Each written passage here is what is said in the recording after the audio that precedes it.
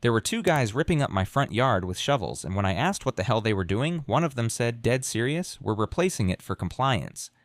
I didn't order it. My wife didn't order it. Apparently, someone else did, and I was getting the bill. Alright, so back when we first moved into Willowcrest, I remember thinking it looked like the kind of place where people actually wave to each other. You know, white fences, big shade trees, dogs that don't bark past 9. Quiet, maybe too quiet, honestly.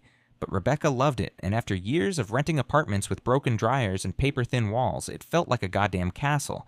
We had some savings, a decent down payment, and this one house popped up just outside the cul-de-sac with a wraparound porch and enough space out back for Caleb to play. That porch sold me, man. I imagined coffee in the mornings, watching the dog sniff the yard like he was on a mission from God. Simple stuff. The stuff that makes you feel like you made it, even if the mortgage still makes you sweat a little. Caleb was only 8 back then, but already had a million allergies and this on-again, off-again asthma thing. City life wasn't doing him any favors, and every spring was a gamble. Here, though, cleaner air, less smog, fewer people dragging cigarette smoke into every hallway. Doc even said a more stable environment could help. So yeah, that house, that yard, that was our shot at normal. Not perfect, just normal. I'm an electrician, been one for almost 20 years. Got my license, my own van, small operation with my younger brother Jason. He's the loud one. You'd never trust him with your taxes, but he's solid with wire. Between the two of us, we stay busy. Some weeks better than others. Rebecca's a nurse. ER, nights, long shifts. We didn't have time for drama. Honestly, we were just trying to live our lives, pay our bills, raise a decent human. We heard there was an HOA, of course, couldn't miss it. Paperwork was a mile thick, but it seemed harmless. Lawn rules, paint color approvals, the usual suburban nonsense. I skimmed it. Rebecca read more of it. We agreed. As long as we weren't painting our house neon green or raising goats, we'd be fine. That first year was smooth. Buckley, our old beagle, finally stopped barking at every passing leaf. Caleb made friends. We put up Christmas lights, no one complained. We even went to one of those neighborhood BBQs where everyone brings the same damn potato salad and pretends to love it. People smiled. Nobody talked politics. For a while, we felt like we were in one of those brochures realtors hand out to make you feel good about signing your life away. I got a little obsessive with the yard, not in a weird way, just proud. It wasn't big, maybe 20 feet deep, but I put in a drip system myself. Ran it under the soil, used smart timers I programmed on my phone. I installed everything over a weekend while Caleb helped by burying plastic dinosaurs where I was digging. Took me a couple tries to figure out the pressure balance, but eventually it worked like a charm. The grass came in lush, not golf course perfect, but alive, and considering we were going through a dry year, I thought it was pretty damn impressive. I didn't even realize I was doing something unusual until this one neighbor, Ron, stopped by with a beer and said, "Hell of a system you got going there. You submit that plan to the board?" I blinked. What board? He chuckled. The HOA. You need approval to change irrigation. But don't worry, they never actually check. So, of course, now I started worrying. I remember Rebecca laughing at me that night. Said I was turning into one of those dads. The guys who argue about fertilizer ratios and know all the HOA board members by name. I swore that would never be me. I just wanted the lawn to stay alive, for God's sake. This was Texas. Lawns die fast out here if you blink too long. And you know what? Nothing happened. I didn't submit any plans, didn't fill out any forms, just kept the lawn alive, paid the dues, waved at people, and for the better part of 2 years, no one said a word. HOA sent the usual monthly newsletter, mostly bake sales and pet waste reminders. We tossed them in the trash. Life was good. Then the first letter came, white envelope, black text, no return address, just a typed sheet with my name on it and the words, violation notice. Lawn condition fails to meet community visual standards. That was the start. But back then? Back then, I still thought it was a joke. I mean, how can a living lawn be a problem? Turns out I was asking the wrong question. It wasn't what was wrong with my lawn. It was who decided it was wrong. So I'm standing in the kitchen, half a cup of coffee left, looking at this piece of paper like it just accused me of murder. Rebecca's flipping through the mail and goes, "What's that?" I hold it up and say, "Apparently our grass is a visual offense to the neighborhood." She laughs. I don't. I mean, the thing didn't even look like an official notice, just a single sheet, black and white, typed like it was banged out on a typewriter by someone in a bunker. It said we were in violation of Section 3.4, Aesthetic Maintenance Guidelines. Whatever the hell that meant. No pictures, no details, no signature, just that vague legal-sounding threat and a respond within 10 days line at the bottom. So I went outside just to see it with fresh eyes. My lawn wasn't a golf course, no, but it was alive, it was green, and it sure as hell wasn't worse than the neighbors. If anything, mine looked better than the patchy crabgrass mess across the street. But I didn't see a notice stapled to his door. I walk around to the side where the drip line valves are. Everything looked good. Maybe one dry patch near the sidewalk, but nothing crazy. I'd seen worse in the community newsletter photos they posted for Yard of the Month, and those got ribbons, not warnings. Jason came by that afternoon for a job run. I showed him the letter, and of course, he did what Jason does. Laughed his ass off, then offered to print out a big sign for the front yard that said, "Offensive Grass Zone." I told him not to poke the bear. Later that evening, I tried calling the HOA number listed on the welcome packet, straight to voicemail. I sent an email to the compliance officer address they had on file. No reply. Sent another the next day. Still nothing. The kicker?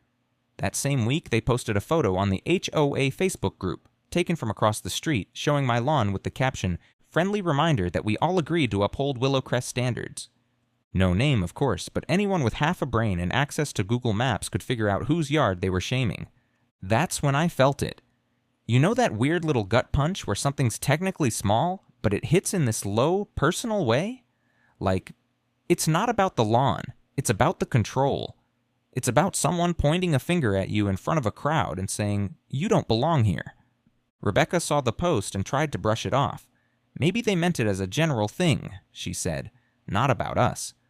But the angle of the photo, the framing, hell, Buckley's dog bowl was in the shot. That's our side yard. That's us. I didn't lose sleep over it, not yet.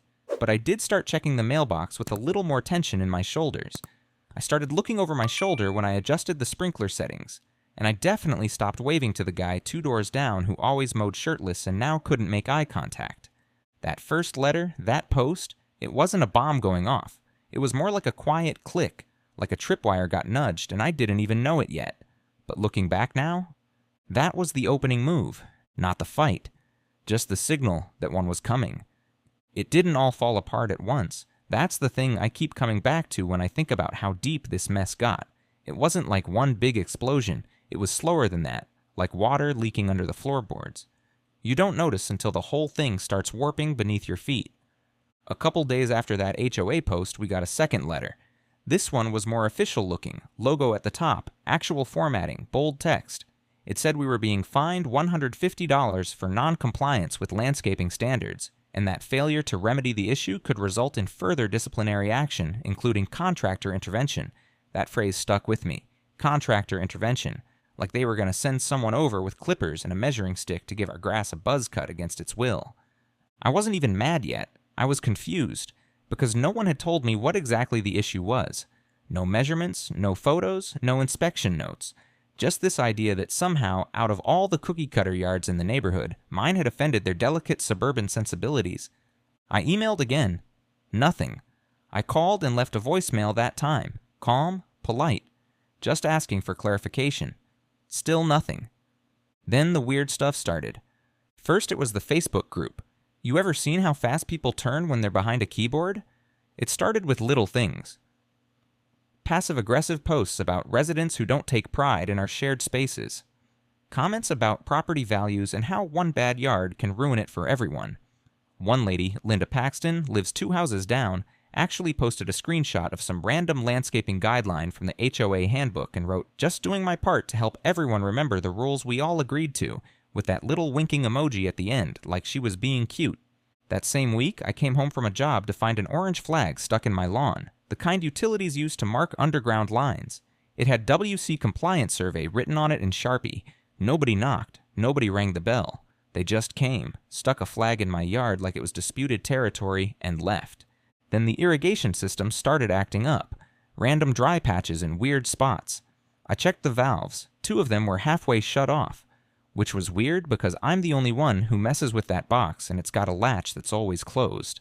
I thought maybe Caleb had been messing around, but he was barely tall enough to reach it. Besides, he's scared of bugs, and that valve box always has a few creepy crawlies hanging out. No way he touched it. Jason thought I was being paranoid. Maybe the thing's just busted, he said. Could be air in the lines.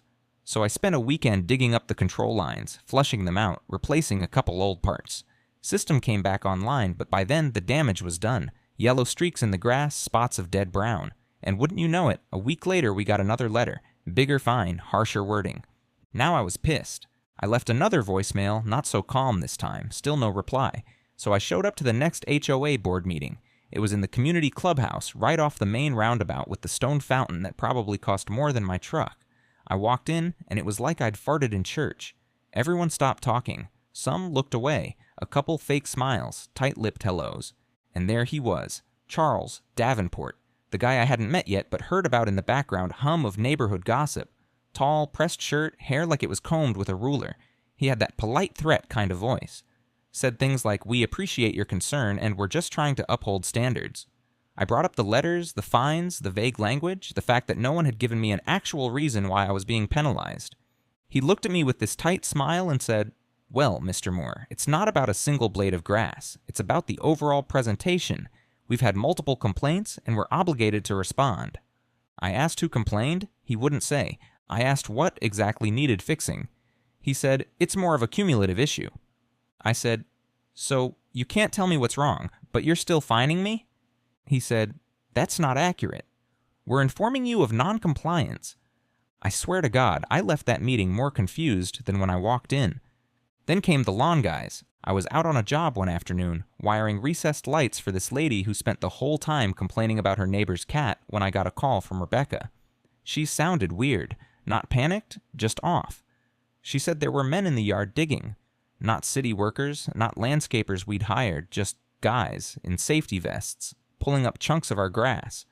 I flew home. Buckley's barking like he's ready to bite a leg off. 2 men are standing in my front yard with shovels and a wheelbarrow, and there's already a 5-foot trench cut across the lawn. I asked them what the hell they were doing. One of them, chewing gum like he was clocking out any second, said, "We're here to replace the lawn. Ordered by HOA. Should have been notified."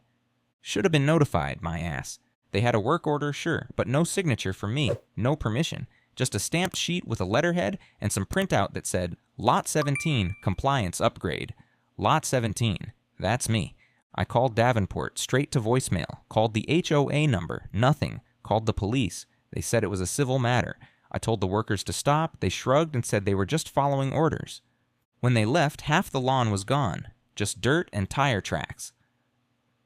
A couple days later, we got a certified letter saying the HOA had performed necessary corrections to maintain uniformity, and we'd be billed $4,800 for ripping out a lawn that was working just fine until they sabotaged it. That was when Rebecca stopped sleeping through the night. That was when Caleb had his first asthma attack in over a year from whatever chemical crap the replacement crew sprayed in the dirt to prep the soil. That was when I started waking up with my jaw clenched so hard I had headaches. It wasn't about the grass anymore. It wasn't even about the fines. It was a message. They wanted me to understand I didn't own my own damn yard. They did. First thing I did was try to keep my head. That part's important. When you grow up like I did, working class, watching your dad lose his cool and punch drywall more times than he patched it, you learn early that yelling usually makes things worse. I didn't want to be that guy. I didn't want to give them the satisfaction of turning me into the angry neighbor everyone whispers about. I walk around to the side where the drip line valves are. Everything looked good. Maybe one dry patch near the sidewalk, but nothing crazy. I'd seen worse in the community newsletter photos they posted for Yard of the Month, and those got ribbons, not warnings. So I started with the reasonable stuff. I figured, all right, let's assume this is all a mix-up. Maybe some paperwork got filed wrong. Maybe someone meant to fine another lot and hit mine by accident. Hell, maybe Linda down the street was mad about Buckley sniffing her gardenias and clicked the wrong name on the complaint form. Weird things happen. People are weird. I sat down and wrote a formal letter. Printed, signed, certified mail, the whole deal.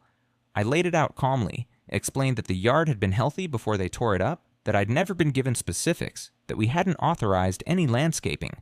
I asked them to pause all further action until we could clarify things in writing. I even offered to meet in person. No reply. Rebecca helped me put together a folder, so copies of all the letters, screenshots of the Facebook posts, photos I'd taken before and after the lawn demolition. I brought the folder down to the HOA office in person. Little brick building next to the community pool, windows always shut like they're hiding something. There was a woman at the desk, Dana or Dina or something like that, wouldn't make eye contact. She said Mr. Davenport was unavailable and took the folder like I'd just handed her a used diaper. Said someone would be in touch. Nobody was. I called a local lawyer, not one of those big shot billboard guys, just someone who handles property stuff. He charged me $200 for an hour-long consultation, most of which was him explaining how ironclad HOA agreements usually are. He flipped through my papers like he was looking for a coupon, then gave me that sympathetic smile lawyers give when they're telling you you're probably screwed. He said I could file a claim in small claims court, but unless I could prove actual damages, they'd likely brush it off. I asked him if it made a difference that they literally altered my property without consent. He shrugged and said, "You signed the CCRs when you bought the house." That was his refrain for everything. You signed, you agreed, you're stuck. I tried the city next, figured maybe the local zoning department had some oversight, or maybe the water authority could chime in about all the crap they sprayed on my yard. I called, explained, waited on hold, got transferred 5 times, and finally reached some poor guy named Mario who said, "If it's a private HOA action and not a violation of municipal code, our hands are tied." He sounded genuinely sorry, but not helpful. At this point, I was tired. Not just physically, though, that too. I was tired in my bones. Like the kind of tired you get from trying to move something heavy that just won't budge. I kept telling myself this couldn't last forever, that logic had to win out eventually. People couldn't just run roughshod over you in plain sight, right? Then the next fine showed up. Another $500, this time for refusal to cooperate with compliance remediation. As if I'd been some kind of criminal mastermind holding a lawn hostage. I started calling around to other neighbors. Most didn't want to talk. A couple hung up. One guy, Donnie, lived 3 doors down, nice enough dude, 2 kids and a backyard trampoline, kind of lowered his voice and said, "Look, man, I've had my own run-ins with Davenport. Best thing you can do is let it blow over." Blow over? They were billing me into bankruptcy and spraying my lawn like it owed them money. That didn't feel like something that was gonna just blow over. One night, Rebecca and I sat out on the back porch watching Caleb build something with Legos in the living room, and she asked me, real quiet, "Do you think we made a mistake moving here?" That gutted me. She wasn't blaming me, but the fact that she even had to ask, it made me feel like I'd failed, like I couldn't even protect my own house, my own family. I started losing sleep, stopped enjoying food, stopped fixing things around the house, which for me is saying a lot. I'd come home from work and just sit there staring at the pile of letters on the kitchen counter like they were waiting to bite me. Then Caleb had another asthma flare-up. We'd kept the windows closed for days because of the chemical smell coming off the lawn, but something had still seeped in. Rebecca had to take him to urgent care. They gave him a breathing treatment and sent him home, but the nurse said we might want to check the air quality in the home. I didn't tell her why I punched the wall in the garage that night. She saw the split knuckle the next morning and just kissed it, didn't say a word. I filed a formal complaint with the state attorney general's office. It took hours to figure out how. I filled in every box, uploaded every file, explained the entire situation from the top. I never heard back, not even a confirmation email. That was my breaking point. Not a meltdown, just that quiet internal snap where your mind stops thinking in terms of maybe and starts thinking in terms of enough. That's when I stopped hoping someone would fix it for me, and started looking for a way to fix it myself. It happened in the stupidest way possible. I was in the garage digging through an old plastic bin labeled Holiday Lights, even though it hadn't held a working strand of bulbs in years. I was looking for an extension cord I thought maybe I hadn't donated after the last yard sale. I moved aside a tangled mess of cords, and underneath it all was this crumpled manila envelope, kind of dusty, edges curled up like it had been sweating in the heat. It was from the HOA, not a recent letter. This thing was dated like over 2 years ago. I don't even remember ever seeing it. Maybe it came tucked in one of those annual packets they send out that everyone ignores. It was addressed to all residents of Willow Crest. No signature, just a typed memo with the HOA letterhead, the fancy crest with the oak tree and the Latin motto they probably Googled. The headline read, "Water Conservation Agreement, Changes to Mandatory Landscaping Requirements." I skimmed it at first, not expecting much, but then I stopped cold. It said, plain as day, that Willow Crest had entered into a voluntary agreement with the Regional Water Authority during a declared drought period. As part of that agreement, residents were not required to maintain full lawn grass coverage. Alternative landscaping was encouraged, less irrigation, less turf, less enforcement. And the kicker? It was signed by Charles Davenport. I read it again. Then again. Then I just sat there on a stack of paint cans like the air got sucked out of the garage.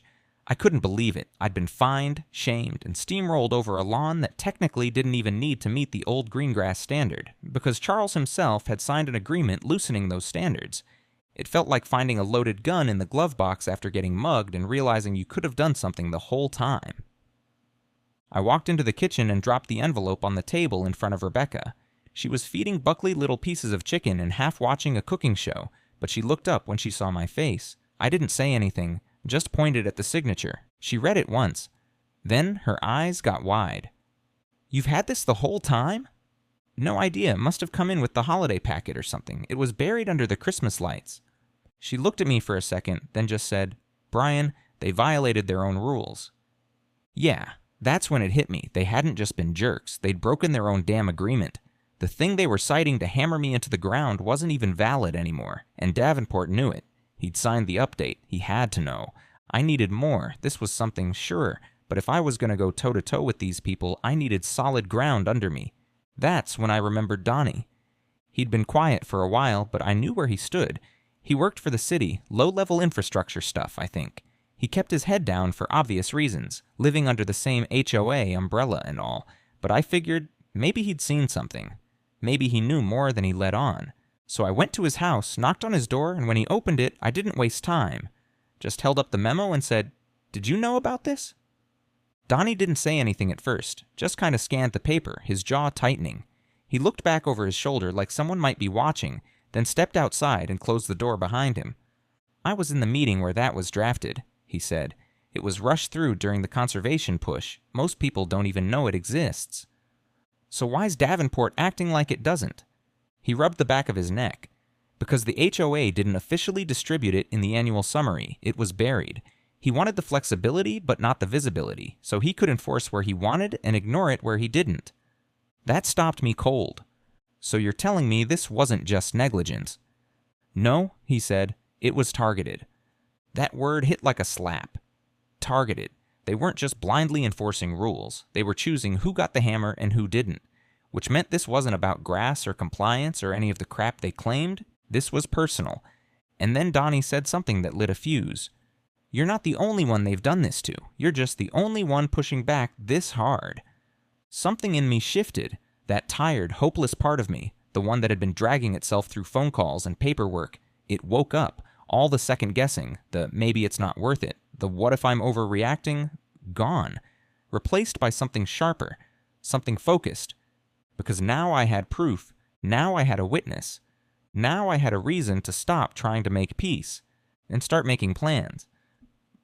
I didn't sleep that night. Not because I was anxious like before, but because my brain wouldn't shut up.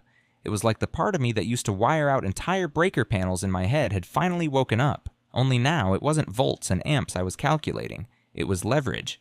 I laid there with the ceiling fan spinning lazy circles above me, thinking about every conversation, every smug letter, every time Davenport said standards like it was scripture.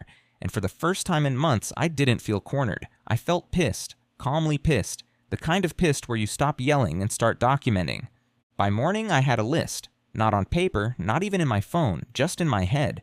I needed two things, proof and people. Proof I already had the start of. That memo from the garage, that was my keystone. But I knew how this worked. A memo alone wasn't going to win anything.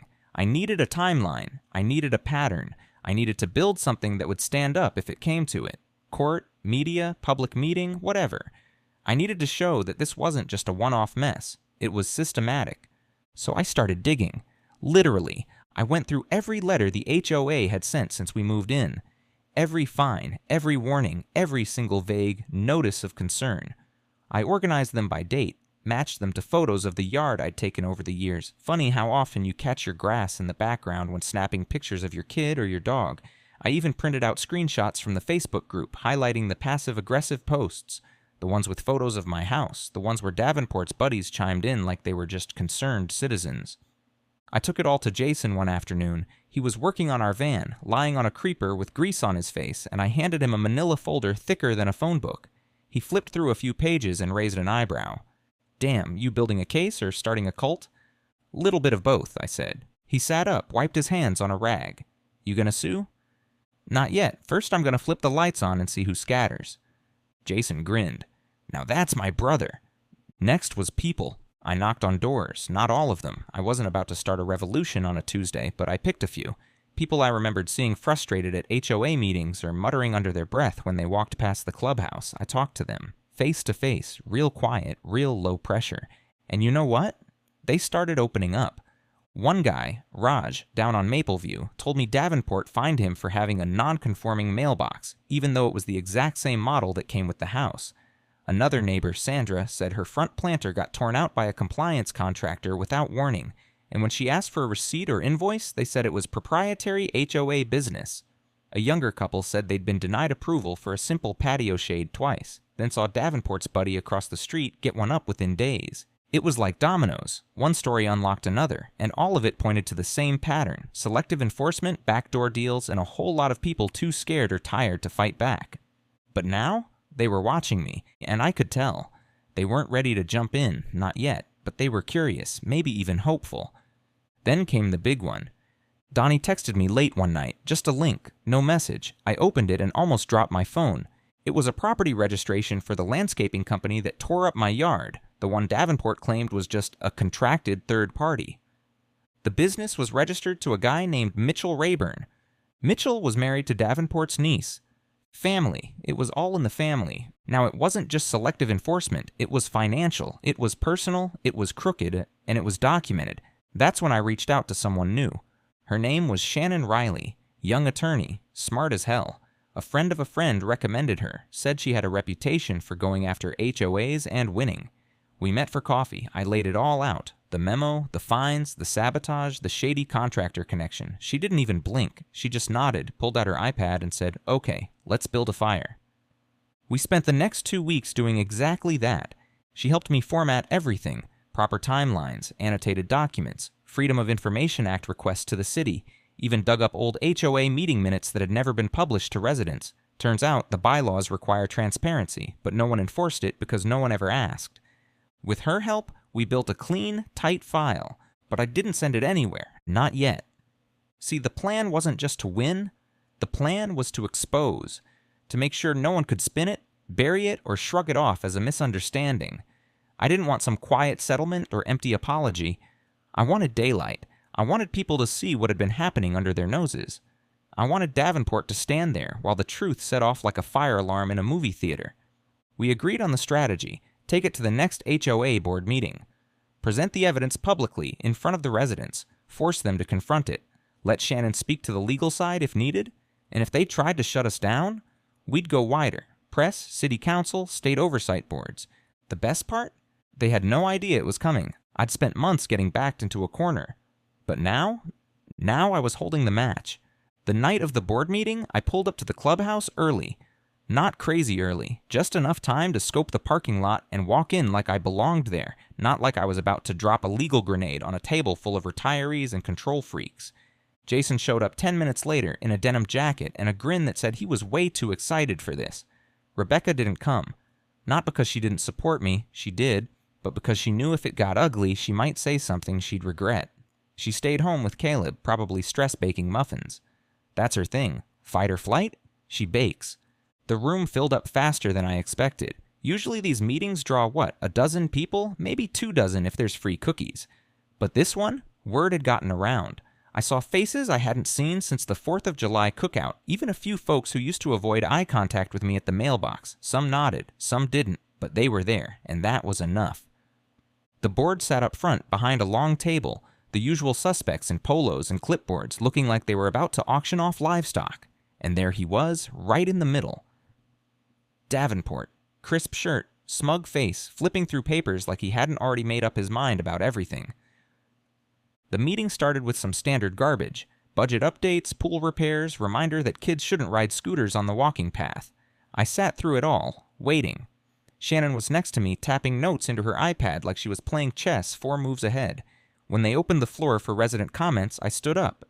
I didn't raise my voice, I didn't stomp my feet, I just walked to the front, set my folder on the table, and said, "I'm not here to complain, I'm here to clarify." Davenport leaned back in his chair. "Mr. Moore, if this is about your lawn again?" "It's not about the lawn," I said. "It's about what the lawn represents, and what this board has been doing behind closed doors." Then I opened the folder.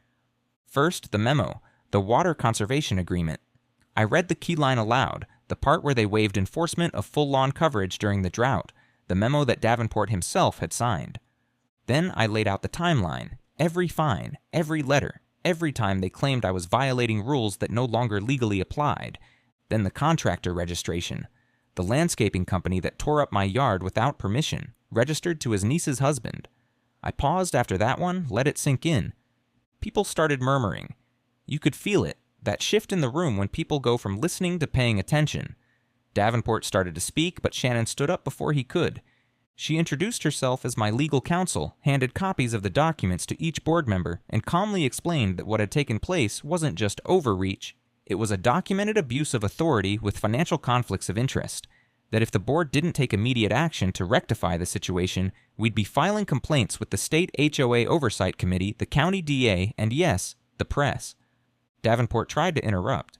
These are baseless accusations, he said, voice tight. This resident has had a history of noncompliance and hostility toward this board. Shannon didn't flinch. And yet he's never missed a payment, never broken a law, and has brought documentation for every claim he's made tonight. Would you like to do the same, Mr. Davenport? Dead silence. Someone in the back actually chuckled. One of the older guys who used to glare at my truck every time I parked too close to the curb. Davenport looked around the room like he was trying to find a lifeline, but the board members were suddenly very busy studying their papers. One of them, mild-looking guy named Terry, who I'd only ever seen silently nodding through meetings, cleared his throat and said, I think we need to adjourn into private session to discuss this. But it was too late. People were whispering. Faces were turning toward me, toward Shannon. Some of them angry, some confused, but most of them looked like they'd just woken up from a long nap. The board cut the meeting short. Davenport left without saying a word to anyone, but that was just round one. The next week I got a letter from the HOA. Not a fine this time. A formal request to cease and desist spreading defamatory claims about board members. They were accusing me of harassment. I called Shannon. She laughed. Good, that means they're nervous. We responded with a certified letter of our own, detailing every violation, every dollar in damages, and notifying them that legal action was pending unless we received a public correction and compensation for the unauthorized work done on my property. And while that back and forth was happening, I kept the pressure on. I met with a local reporter, not some big cable anchor, just a guy who ran a column in the city's community section. Told him everything, brought him the files. He loved it, called it a textbook case of suburban overreach. Ran a story 2 days later with the headline HOA or Hustle. Willowcrest resident challenges board over Grassgate scandal. That lit the fuse. Emails started pouring in, other residents, other neighborhoods, people telling their own stories, sending their own documents. Shannon's inbox blew up. One guy from across town offered to speak publicly, said Davenport had once tried to fine him for offensive mailbox font. I swear I'm not making that up. Meanwhile, the board tried to fight back. They held an emergency meeting without notice, but someone tipped us off, and Shannon showed up with a court recorder. They tried to lock her out. She filmed it from the hallway and posted the clip online. Half the community saw it by the end of the day. They tried to revoke my voting rights as a member. Shannon hit them with a threat of injunctive relief. They tried to discredit Donnie, said he violated some confidentiality clause by sharing info about the contractor. Turns out he didn't, and he had the original meeting minutes to prove it. Every time they swung, they missed. Every punch they threw came back on them twice as hard. And me? I didn't just survive it. I started winning. It all came to a head in the most poetic way possible. A community-wide meeting, packed to the walls, held in the very same clubhouse where Charles Davenport once sat smug as hell, flipping fines at people like business cards. This time, he wasn't sitting. He was sweating. You ever seen a man try to pretend like nothing's wrong while his whole world catches fire behind him? That's what it looked like. Charles stood off to the side, arms crossed, fake calm. His smile didn't reach his eyes. He knew. Everyone knew. The room was full. Folding chairs, standing room, people leaning against walls, neighbors I didn't even recognize. And I'd lived here almost 3 years. Some had printouts of the article that ran in the paper. Some had manila folders like they were ready to start sharing their own horror stories. And some, I swear, just came for the show. The HOA soap opera had finally hit the main stage. This wasn't just a regular board meeting. This was a special session, called after our attorney, Shannon, formally requested a community-wide vote of no confidence, which according to the bylaws had to be public. Couldn't be done in private or swept under the rug. It had to happen where everyone could see it. And everyone wanted to see it. Terry, the quiet board member who finally grew a spine, opened the meeting. He didn't bother with the usual minutes from last meeting or treasurer's update. Just said there were serious allegations requiring immediate attention. Shannon stood up next. Calm. Director. She laid it out like a trial, but without the theatrics. She didn't need them. The facts were enough. She presented the memo about water restrictions and landscaping waivers, signed by Davenport, ignored by Davenport. She laid out the pattern of selective enforcement, the biased targeting, the abuse of power. She passed out copies of contractor registration documents that linked the landscape company back to Davenport's family. She showed records of secret votes, illegal closed meetings, and missing financial reports. Then she invited a few residents to speak. Raj talked about the mailbox thing. Sandra described how her rose bushes got yanked out. An elderly woman, Mrs. Halverson, who'd lived there since the place was built, explained how she'd been fined for painting her porch railing white, even though the original HOA guidelines called for white. It was a parade of receipts. When they opened the floor, I thought I'd just stay quiet, let the facts do the talking. But people kept turning to me, not in that fix this kind of way, but in the go ahead, say it way. So I stood up, and I told them the truth, that this was never about grass, never about compliance. It was about power, plain and simple, about a guy who wanted to run a neighborhood like a kingdom, picking winners and losers based on whether or not they kissed the ring. I told them about Buckley barking at the landscapers, about Caleb's asthma, about how I'd nearly given up, thinking I was crazy, thinking maybe they were right, thinking I didn't belong. And then I said this, and I remember it exactly, because it's what cracked the room open. I don't care about having the greenest yard on the block. I care about not being scared to open my own damn mail. That hit. You could feel it. Heads nodded. People shifted forward in their seats. That's the thing about HOA fear. It's quiet. It lives in whispers and side-eye glances and voicemails that start with "just so you know," but once one person says it out loud, it spreads fast. Davenport finally tried to speak. He stood up, tried to pivot to misunderstandings and logistical miscommunications, but the room wasn't having it. People were tired, and more importantly, people were done being intimidated. They took the vote. The bylaws required a 2/3 majority to remove a board president. He didn't get a third. He stood there, frozen, as the secretary, Dehate, an older guy who'd clearly just been waiting for the day, read out the results, all formal and dry. Then someone in the back, I don't even know who, actually clapped. A slow, awkward clap. But then another person joined. Then another. Pretty soon, it wasn't a round of applause. It was relief. Actual, physical relief. Davenport left before the meeting was officially closed. Didn't shake hands. Didn't make eye contact. Just grabbed his briefcase and walked out. He didn't come back. Within a week, he sold his house. The for sale sign went up quietly one morning, like he thought no one would notice. By the afternoon, 3 people had posted photos of it on the neighborhood page with captions like, "Oh, how the turntables." We didn't just get rid of a bad HOA president. We pulled up something deeper, the fear, the silence, the resignation that had settled into the bones of this place. We aired it out. They held a new election. Guess who they asked to run? I told them no. Told them I'd done my part. I'd fought my fight. But I did say I'd come to meetings now, that I'd show up, and I'd keep paying attention. Because here's the thing they don't tell you about neighborhoods like this. Silence is how they win. All you have to do to lose is nothing, and I'm done doing nothing. It's funny how quiet the neighborhood is now. Not eerie quiet, not suspicious quiet, just normal. The kind of quiet you notice when things stop buzzing in the background, like when the fridge finally shuts off and you didn't realize how loud it was until it wasn't anymore. Caleb's out front right now, building some weird cardboard contraption he swears is going to harness wind power. He's got duct tape, popsicle sticks, and what I'm pretty sure is a stolen spatula from the kitchen. Buckley's lying on the porch, tongue out, eyes half closed, soaking up the sun like a retiree in Miami. Rebecca's inside, probably folding laundry or texting me a grocery list I'll forget to check. Everything feels settled. The grass? Yeah. It's not perfect. Still has some patchy spots near the sidewalk where the new stuff never quite caught. I didn't hire anyone to fix it. Did it myself, slow and sloppy, the way real things grow. I could probably get it back to HOA magazine quality if I really wanted to, but I don't. I kind of like that it looks lived in, like a lawn that's earned the right to just be. I still get asked about it sometimes. Neighbors walking by with coffee cups and dogs on leashes, pausing to say things like, "Hell of a year, huh?" Or "Glad you stuck with it." A few even ask me for advice now, which is rich, considering I barely kept the yard alive during the worst of it. I always laugh and tell them the secret's just not giving up before the other guy does. Davenport never reached out, never apologized, but I didn't expect him to. Some people treat power like oxygen, take it away, and they suffocate. I figure he's out there somewhere trying to install bylaws in his next neighborhood before the moving boxes are even unpacked.